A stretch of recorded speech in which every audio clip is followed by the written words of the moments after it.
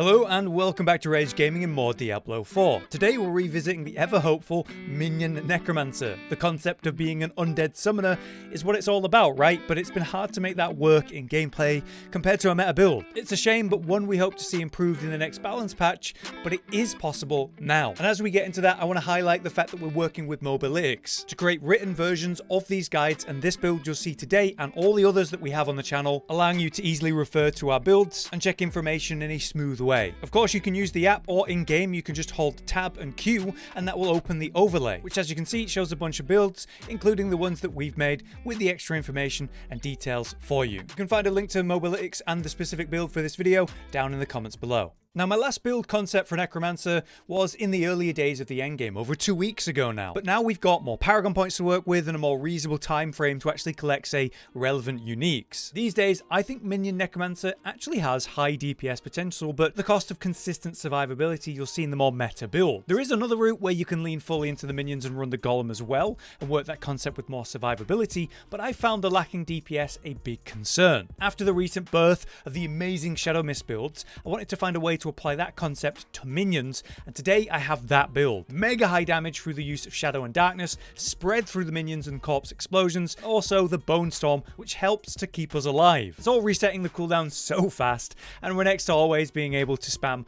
corpse tendrils to stun, mega juice up our crit chance and crit damage potential, and that mixed with all our minions and the lots of vulnerability being spread to keep the damage scaling. There's also a lot of burst potential that comes from two core uniques from the build. Firstly, we have Black River, which will consume up to 5 corpses in one go, dealing massively improved damage and also increasing the radius of the explosions. When they're enhanced to become those pools of shadow damage, this synergizes really well with the Shadowblight key passive and the aspects to bring that damage up. Meanwhile, the Ring of Men Down is tied to lucky hit chance and will trigger your minions to all deal roughly a 20k hit of explosive damage each. And that's before we think about improving that damage with damage modifiers like crit and vulnerability. This triggers regularly through lucky hit, combined with more reliable damage of Shadow and Shadowblight through corpse explosions, your minions and Bone Storm, creating very high DPS potential, while lacking as much survivability as the top tier Shadow Mist build, which to be fair is pretty much the top tier of survivability for Necromancer. This has comparable damage and has been working great for me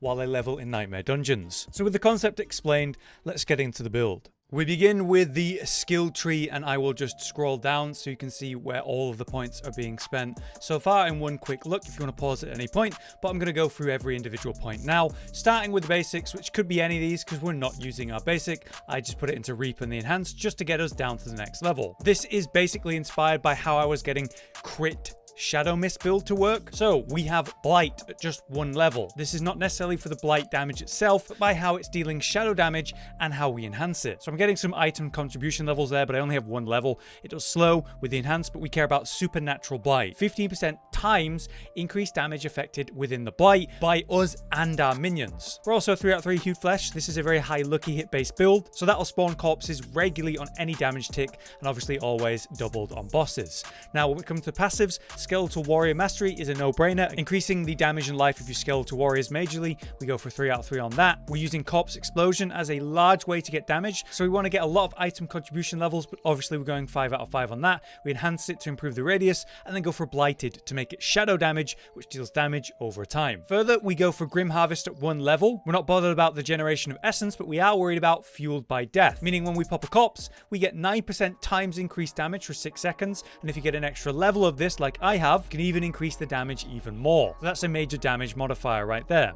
On the next tree, we come down to Decrepify, where we'll be cursing all the enemies constantly to slow them, potentially stun them, and then by going for Abhorrent Decrepify, reduce our cooldowns by 1 second. All of that tied to lucky hit. Through this, we're massively resetting the cooldown of Bone Storm, Corpse Tendrils, and everything, so this is very important.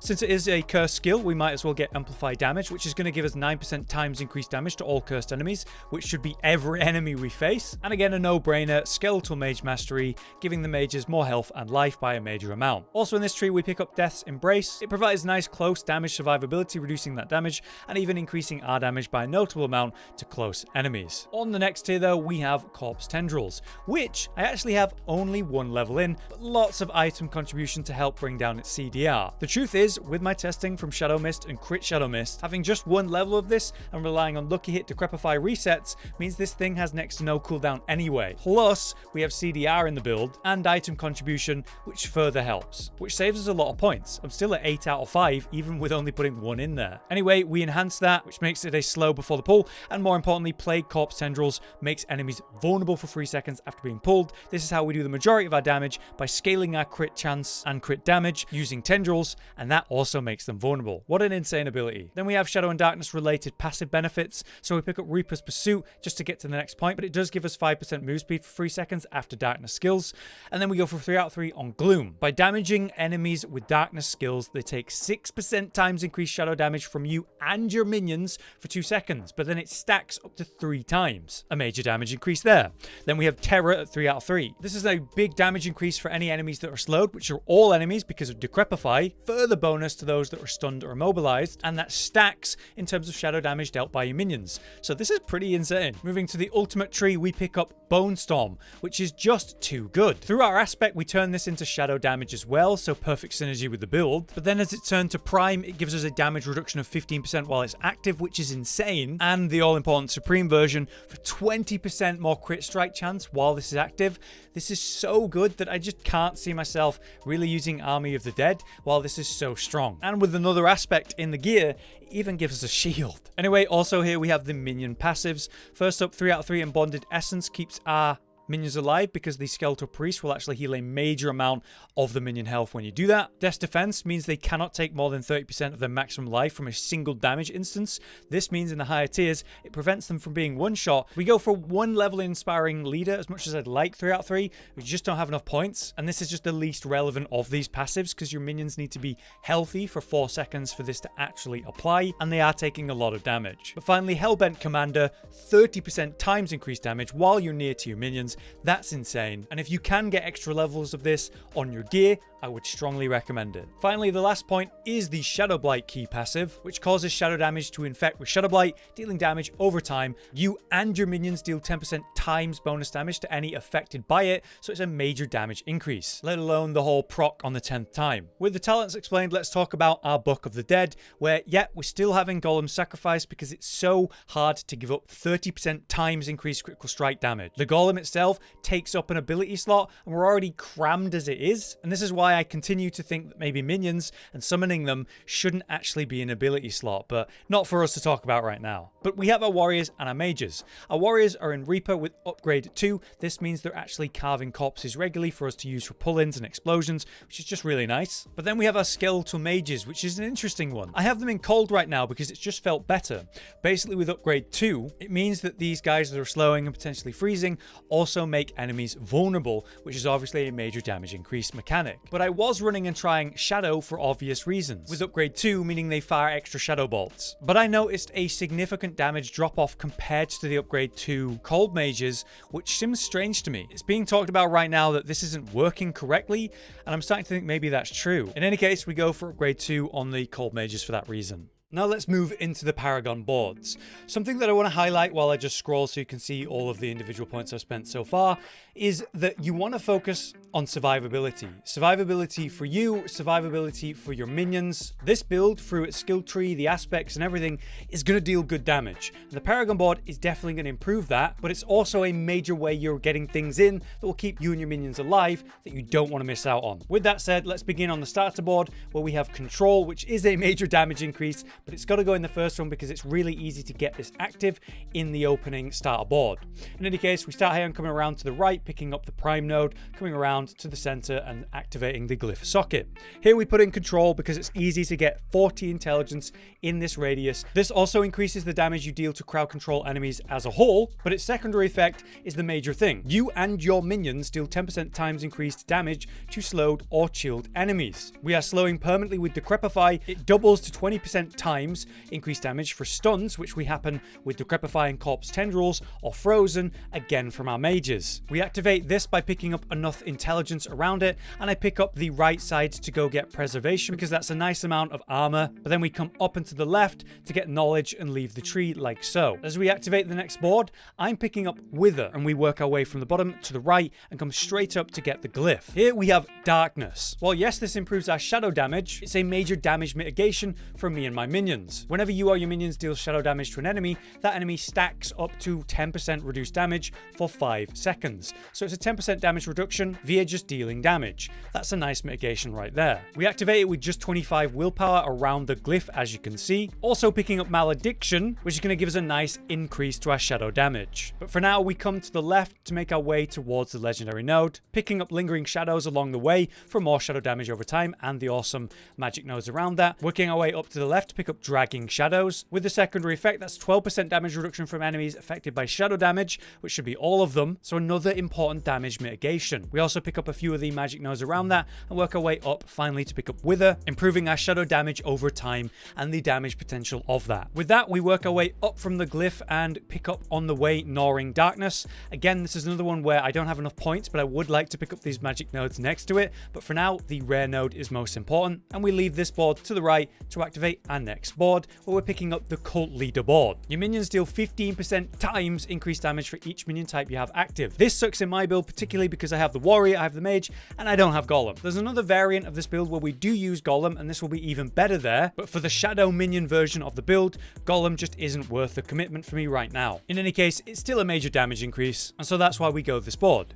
As we come down from the board entrance, we also pick up Custody, which is a really important one. This rare node majorly reduces the damage your minions take and keeps them alive, and the magic nodes around that to further reduce the damage they're taking, you absolutely want. In any case, we'll come to the right and pick up our glyph, where I have Dead Razor. This improves the damage reduction for our minions and their minion damage, so double up there. The secondary effect when active with 40 intelligence, and that makes them take more damage from you and your minions up to 12% times. So not only a major damage increase, but some important more mitigation. We'll come up and to the right, pick up intelligence on the way, and going for the Puppeteer rare node, improving our minion damage and attack speed. Again, I'd like to pick up more of the magic nodes here, but I just don't have the points right now. Coming to the right, working our way up towards the actual legendary node to get it active. While we're here, we can come down to the right to pick up the rare node Infused Caster, improving our mage damage and their resistance to elements, keeping them alive. There are some nice magic nodes around here that again I'd like if I had more points. Back to the glyph, we come down, picking up Overlord on the way out, improving minion damage, and then come to the next board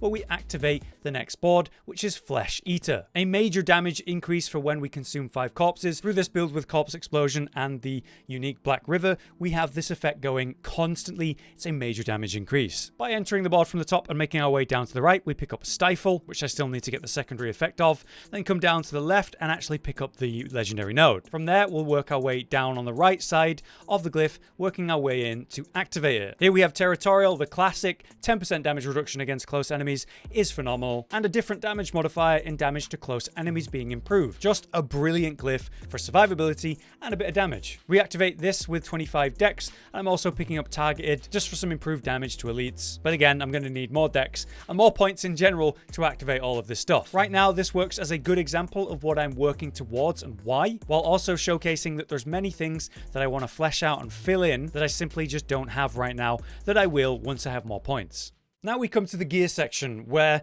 truly with the minion build, I feel like if only I had 5 more armor slots or something. I want to fit more aspects into this, but I simply just can't. So let's just get into it straight away. The unique Black River, as we explained in the beginning, is how we're making Corpse Explosion deal so much more damage and improve its radius. If I wasn't running this, well then I probably wouldn't be running Corpse Explosion, and I'd lean into the Golem version of the build. Secondly, the other unique Ring of Mendeln is the one that's causing us to have a lucky hit chance to empower our minions, causing them to deal a hefty amount of damage on that explosion hit, which you want to trigger as much as possible. So lucky hit is really important in this build because of this and Decrepify resetting. With the uniques out the way, let's start from the head, where we have the increase to your skeletal mages by 2, while on the boots we have the increase to skeletal warriors. These are interchangeable. You can have them on your boots or your head, it doesn't matter which way you do them. It's just that the boots make for a great aspect for this, because there aren't a great many of good aspects you'll be able to get on your boots. But these 2 aspects are non-negotiable. You want as many minions as possible for many reasons. For the chest piece, I have Disobedience. This could also be on your legs.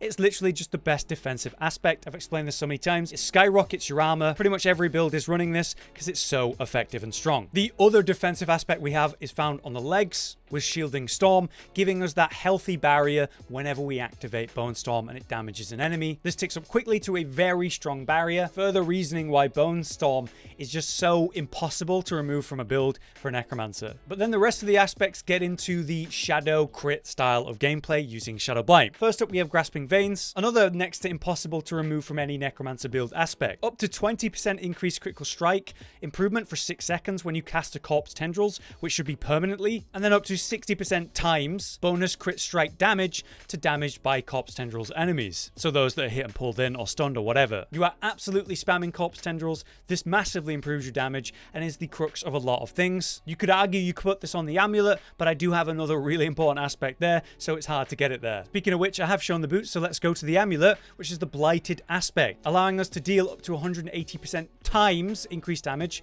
for 6 seconds after the Shadowblight key passive damages enemies 10 times. So you spread your damage, you spread your Shadowblight, hey look, 180% times increased damage for 6 seconds. This is just ridiculous, and so I have it on my amulet to increase the damage and potential of that major damage improvement effect. Under that, we have our Ring of Mendeln as shown, and then finally the Ring of Ultimate Shadow. This turns your Bone Storm into a shadow damaging ability, spreading your Shadowblight, majorly enhancing the damage potential of that specific ability. The last slot is our offhand, which I have a focus. On this, we have the aspect of Decay, which means every time the Shadowblight key passive deals damage to enemies, it increases the next Shadowblight's damage within 10 seconds by up to 40% times, and that stacks 5 times. So as you can see, as Shadowblight gets triggered, spreads around enemies, hits up to 10 times, you can have a massive burst of damage once you get set up and going with that, and it fits nicely onto our focus. At this point, I want to highlight some really good aspects we can't fit into the build, like Hardened Bones. This would make keeping my minions alive a lot easier. 20% increased damage reduction,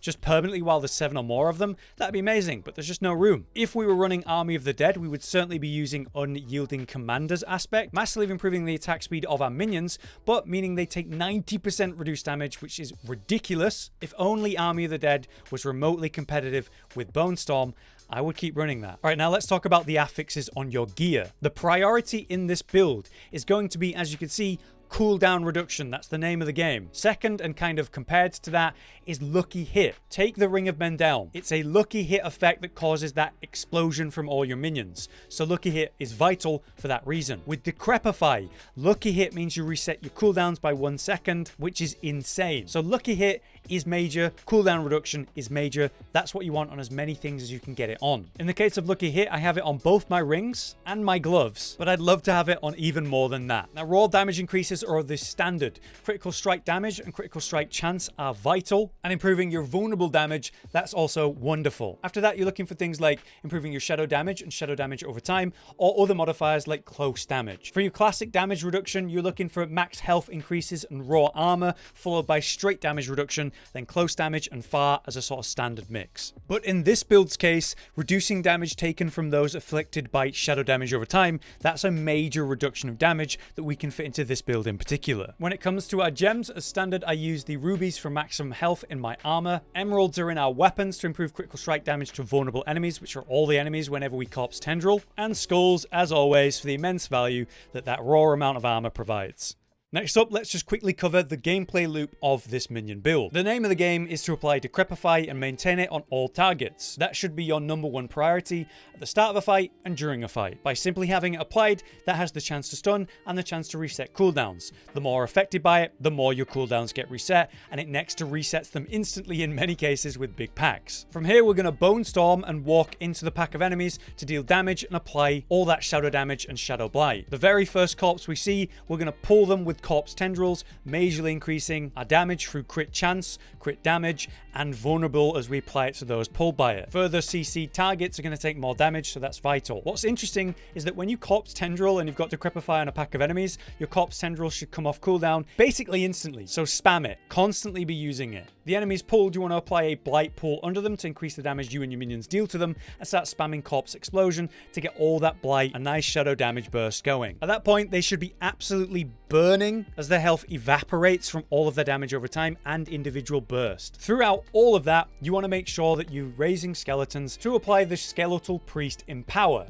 That lasts 5 seconds, it increases your minion damage by 20% and heals them, keeping them alive. It has a little green bar above the actual icon of the ability while it's active, so just try to maintain that as a priority. But there you have it, that covers my Shadow Minions build. As you should be able to tell, this takes a lot of inspiration from the concept of the crit Shadow Mist build and applies it to minions. Thanks to your minions, you're getting lots of extra CC and you're getting a shed load of extra corpses to work and use. And thanks to things like Lucky Hit, there's occasionally massive burst that feels amazing when it triggers. The damage is fantastic here, but I do have my criticism and gripes with the way current minion builds work. It really bothers me that we get massive benefits from sacrificing our minions, but we don't get comparative benefits from having minions. I wonder if they're going to change the mechanics of the Necromancer minions at all, making it so they don't take up, say, an ability slot would be amazing. And then we think about, say, Army of Dead Ultimate or the key passive for minions, improving their attack speed. They're just not competitive at all with the meta picks like Shadowblight, like Ossified Essence, and of course Bone Storm. They really need some love to make them competitive, and I hope we see that in a future balance patch. In any case, I hope this much more high-end, high-damage minion build serves you in the late game, but I would still expect a balance patch from minion builds as a whole where they are improved, and we're on the lookout for that. For now, I've been Hollow, you've been you, thanks for watching, we'll see you next time. Josh, Cotton, and Hollow with the videos, dropping the humor like a hammer on your tippy toes, bringing entertainment on a daily arrangement to take our insanity and turn it into entertainment. Yes, I said entertainment twice, to reiterate that it is nice to look into your faces on a mostly daily basis when you let us in your homes to make the whole world a stage. Goodbye.